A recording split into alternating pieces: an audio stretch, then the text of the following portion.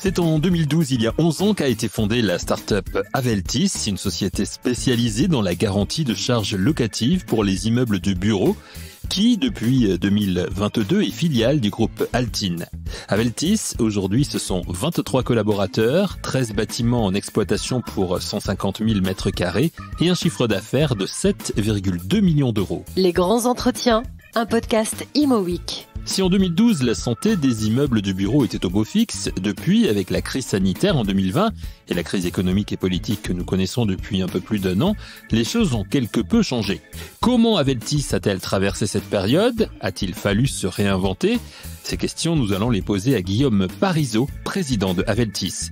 Mais revenons tout d'abord sur la genèse de Aveltis et l'idée de projet qui a émergé en 2012 dans la tête des créateurs de la société avec l'aide de Bouygues et de Schneider Electric.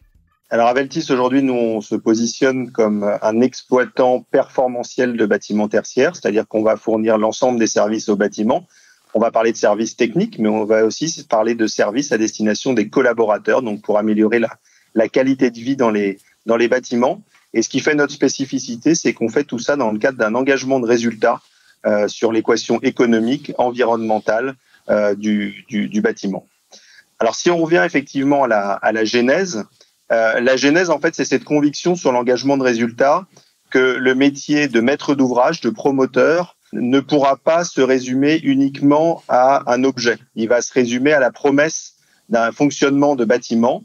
Et donc, le promoteur doit se soucier de ce qui va se passer après, puisque quand il prend une promesse importante, comme c'était le cas si on remonte effectivement à la genèse en 2012, on est au lendemain du Grenelle de l'environnement et certains promoteurs veulent prendre le lead sur cette performance du bâtiment, en créant par exemple des bâtiments à énergie positive.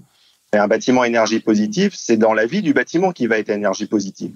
Et donc, il faut quelque part un relais pour cette promesse commerciale qui reste pendant la vie du bâtiment et qui s'assure que le bâtiment atteint les objectifs qu'avait envisagé le maître d'ouvrage. Et donc, c'est exactement ce que s'est proposé de faire Aveltis, donc au départ sur les sujets énergétiques.